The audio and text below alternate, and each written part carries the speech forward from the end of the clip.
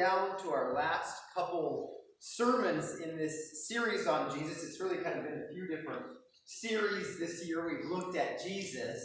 And these last 2 weeks, this week and next week, I want to look at a couple stories where Jesus healed people.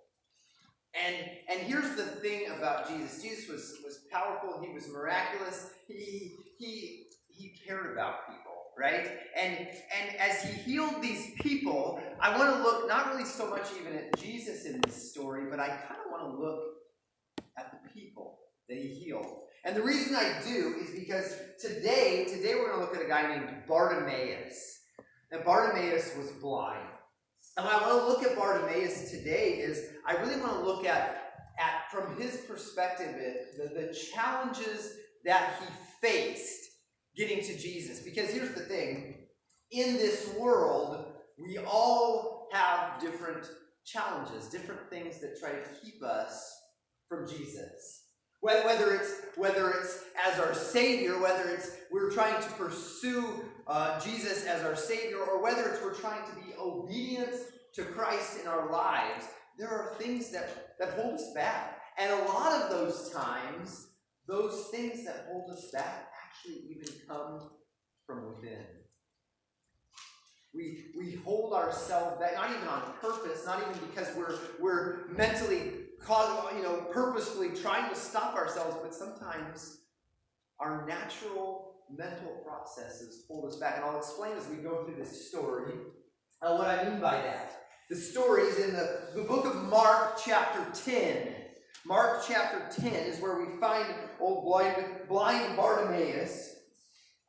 And it starts with Jesus and a group of people traveling through town. Here's how it starts. Mark chapter 10, starting in verse 46.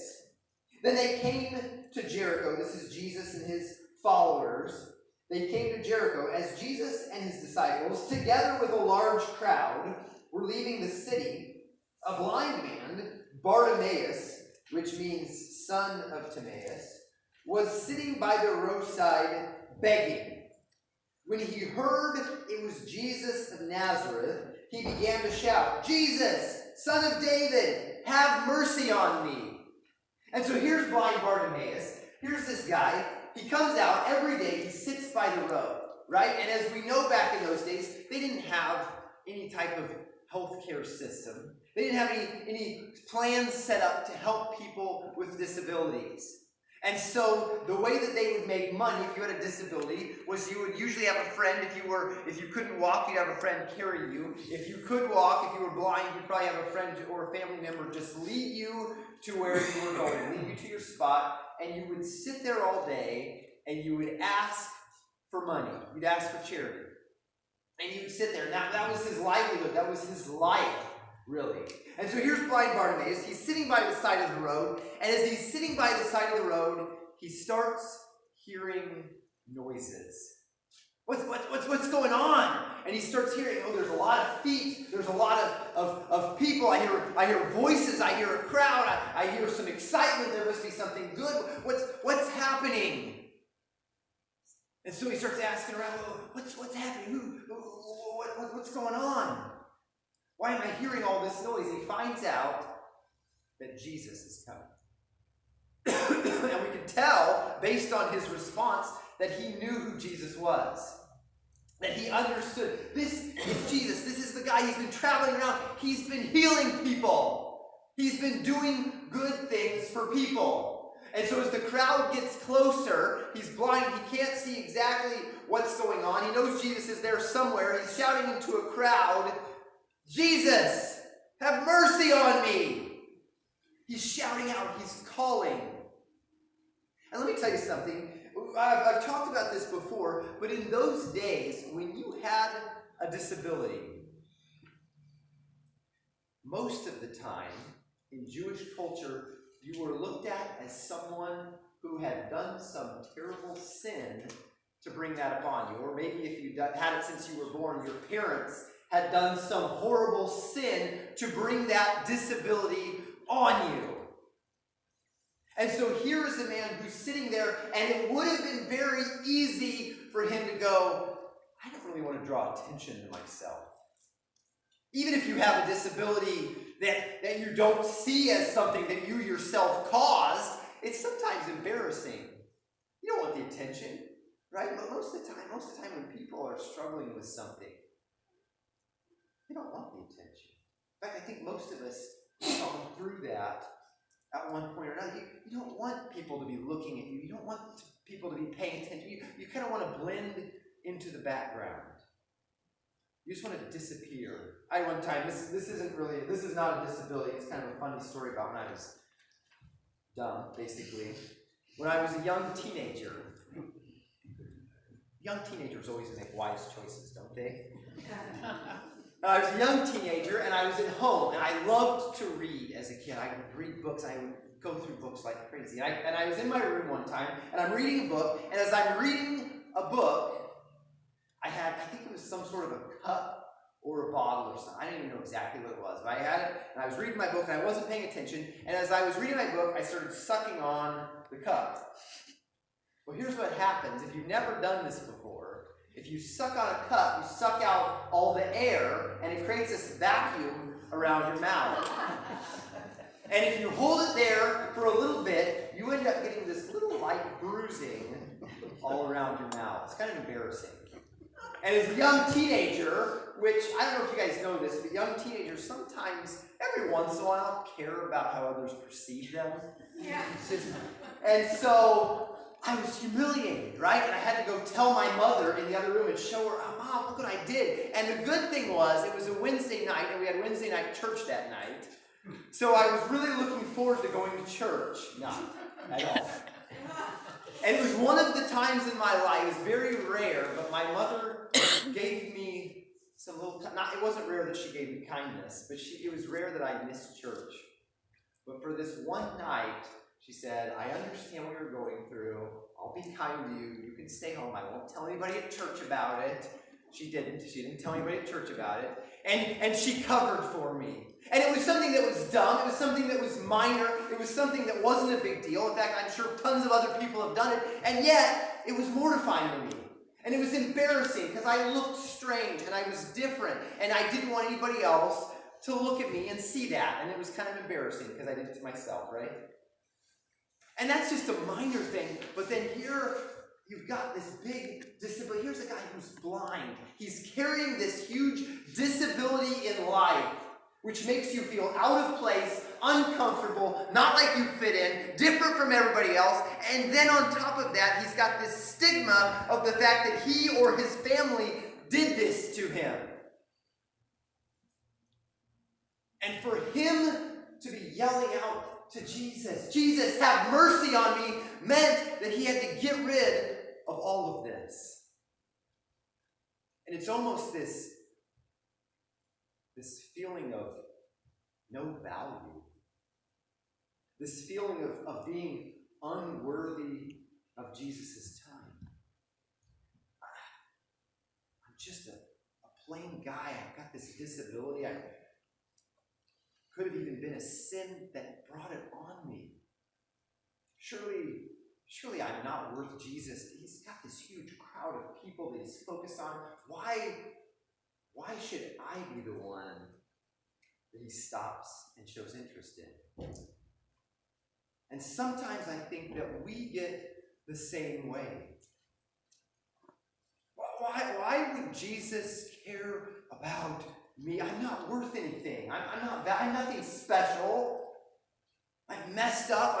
I'm average. I'm normal. I keep sinning and I try to get better and I don't. And I've been a punk to these people and nobody else seems to care about me. So why in the world would Jesus care about me? Well, if nobody else does, why would he? And here's Bartimaeus, here's this blind guy, and he's shouting out because no matter how he feels on the inside, he understands if I want something, I have to get over this. If I truly want access to Jesus, I've got to get over the fact that I don't feel worthy. I've got to leave that behind because this is more important. This is above that. And so the story goes on. And here's Bartimaeus. He's yelling out And in verse 48 it says, many, this is the crowd, many rebuked him and told him to be quiet. But he shouted all the more, Son of David, have mercy on me. And so here he is. Now his fear is realized, right? I don't feel worthy. I don't feel important. I don't feel special. And the crowd now is confirming that, right? With their speech. Oh, be quiet. Don't distract Jesus. Don't bother him. Just hush up. Be quiet, Bartimaeus. And the world, these people, through their words, are confirming the very thing that he could have been fearing. This feeling of worthlessness. And now it's gotten to the point where not only is it an interior feeling of self-doubt and worthlessness, now it's this embarrassment thing, right? Now I'm embarrassed because this whole crowd, there's all these people who are just telling me to be quiet. And should I still be speaking up? Should I still, maybe they're right, maybe those people are correct. Maybe I shouldn't be trying to distract Jesus. Jesus is important. He's got things going on. He's got places to go. He's got a huge crowd. Maybe I shouldn't be trying to get all of this crowd's attention focused on me. I mean, good grief. That's embarrassing. I don't want everybody to be looking this way. Why should I be doing that? And I'll tell you what, I'm a people pleaser by nature, and I get this.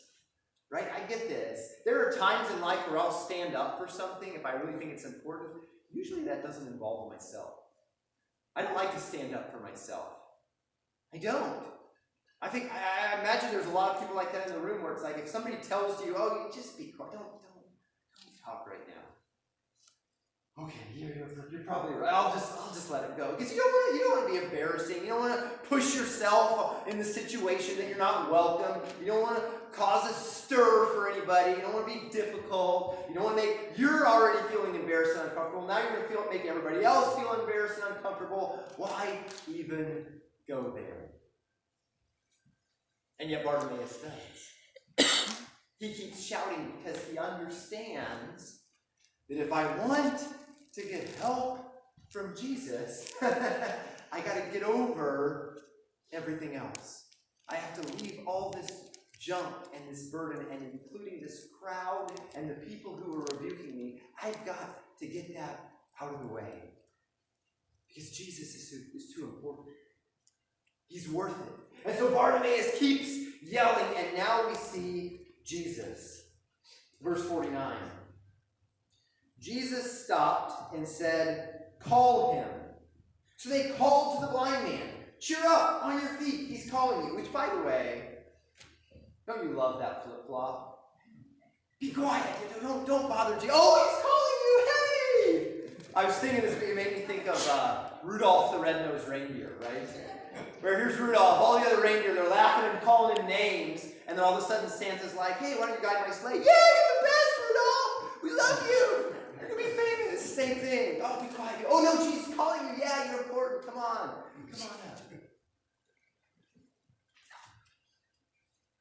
People change so fast, don't they? Cheer up, on your feet, he's calling you. Verse 50. Throwing his coat aside, he jumped to his feet and came to Jesus. What do you want me to do for you? Jesus asked him. The blind man said, Rabbi, I want to see. And here we see, now he's got Jesus' attention. Now Jesus is calling him, and the people say, yes, come, here's Jesus. He's telling you to come to him. And I picture Bartimaeus, he's got his coat, he's flinging it to the side, he's jumping to his feet, he's scrambling towards Jesus, he's blind, right? And so the crowd's kind of guiding him along as fast as he can go. He gets to Jesus. And Jesus says, what do you want? And he's blowing, in this moment, in this whole situation, he's blowing all of the social norms out of the water, right? He's flinging his coat aside, throwing his case and saying, my coat, it's not important. He's jumping up, he's going, I picture him moving as quickly as he can through the crowd, and they're kind of having to jostle him because he's just trying to get to Jesus. This is not a guy who's going to timidly be feeling his way forward. But he doesn't care. I've got to get to Jesus. It doesn't matter what everybody else thinks. Doesn't matter what's appropriate, right? I think sometimes we worry too much about being appropriate. Or to go back to my teenage years, what's cool, right? And we worry about how we're going to appear to everyone else. How am I going to look? Yeah, I know I need Jesus, but I don't want to be too desperate about it, right? You know, Bartimaeus, he could have folded his coat neatly, gotten up. Could someone lead me over to Jesus? Had him taken over there. And then Jesus asked the question. And this is something I've always struggled. I'm exposing all my weaknesses to you guys today, apparently. I've always been, like when I was a kid, I was really a shy kid. And for some reason, when somebody would ask me, like, what do you want? Or what can I do for you? It always felt too bold or brash to say, like, what I actually wanted, right? Am I the only one who ever has done that? And so you, like, say something that's kinder or different. And I love, if you know my son Lincoln, I love it because he's not like that. In fact, my son Lincoln is the type of kid who will ask you for what he wants, even if you don't ask him in the first place. Which we've tried to have conversations about. And I know some of you probably in this room have had this happen, where he'll come over to you and he'll ask you for something that he has no right to ask. It's not appropriate, socially speaking, right? In a social setting, there are rules that we have to follow. There's guidelines in normal, polite conversation. And for better or worse, sometimes better, my son doesn't really worry about that. If he wants something, if he's seeking something, if something is important to him, you're going to hear about it. And again, sometimes it's not appropriate. Sometimes it's like, good for you. Why stick to the social norms? One of my favorite things that he does is when we're out, he's at a playground, you have people walking past our house, walking their dog neighbors in the neighborhood. And he'll ask them, do you love Jesus? Do you go to church? It's so not appropriate socially, right? How can you ask that? I'll tell you what, though. That's one time I don't stop him. Because I love it. It's so, you ask people, no, you avoid politics, you avoid church, you avoid all these topics that are off limits. You don't bring it up, you don't talk about, and he's bold, I don't care. We go talk to a kid. He's invited kids on random play. He invited a kid when we traveled through Arizona last year. He invited a kid from Arizona to come to our church. He hasn't been yet, so I don't know what's going on there. But he's bold because he doesn't care about the social norms. And that's what's going on with Bartimaeus here. He's not worried about looking right, or about acting right, or about following what everybody thinks he should do, or what seems appropriate. I'm just going to get to Jesus. If I'm going to throw my coat in the dirt, I don't care. If I'm going to be running, stumbling through a crowd because I can't see exactly where I'm going and I have to kind of rely on that, okay, good. When Jesus asks me what I want, I'm going to tell him very clearly with an entire crowd of people gathered around, staring at me. And this could have been a situation where Bartimaeus was very uncomfortable. And it could have been a situation where he let his inner feelings get the best of him, but he did because he realized Jesus is worth it. This guy is worth getting rid of any type of shortcomings or personal feelings or anything holding me back just to get to him, just to ask him to help me. What do you want? I want to see. I want to see. And I love the ending of this story.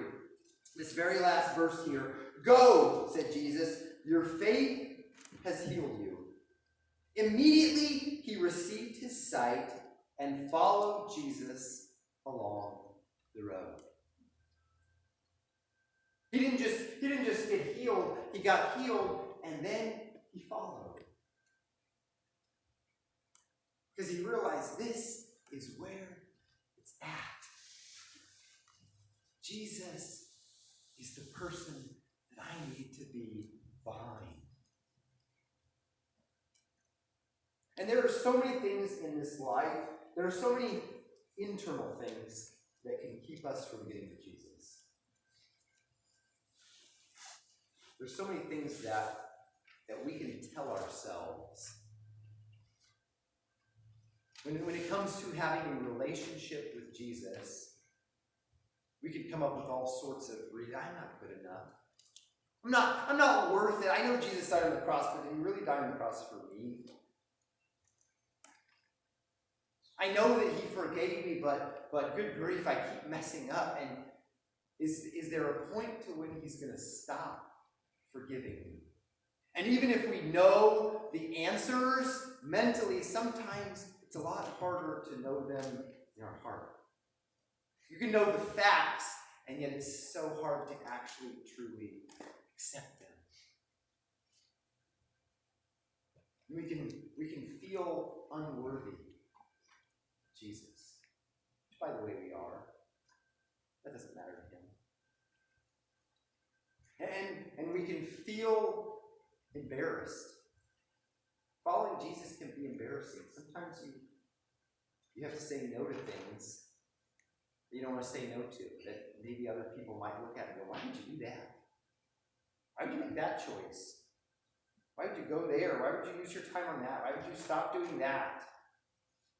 It can be kind of embarrassing, right? It could be something that's uncomfortable. Sometimes in order to get to Jesus, it can take getting rid of the social norms. Doing something outside of the expectations of everybody else. And not only to just have a relationship with him, but then, like blind Bartimaeus, who wasn't blind anymore, to follow him. Because there's nothing more important than Jesus. There's nothing worth pursuing that's any greater than him. There's no one worth following above Jesus. He's the best. He's the one who offers us salvation, not just from blindness, but from sinfulness. And there's nothing that truly holds us back more than ourselves. Over and over and over again. And so today, as I look at this story of blind Bartimaeus and how Jesus healed him, but more importantly, how he chose to get over himself. I think my challenge today is are we willing to get over ourselves? Are we willing to address those feelings inside of us, that little voice in our head that tells us we shouldn't be going after Jesus? No. You're not worth it. You'll be made fun of. You'll embarrass yourself. You'll look out of place. It's not what everybody else is doing. It's not what we say is appropriate. It's not right. Living for Jesus is hard. Following him in your life is not always easy. And it's easy to come up with excuses. The question is, are you going to be like blind Bartimaeus? Are you going to get over that little voice in your head? Are you going to throw your coat to the side? Are you going to run through the crowd blindly towards the voice that you're hearing? And you're going to be obedient to him? Are you going to respond when he asks? Are you going to follow when he works?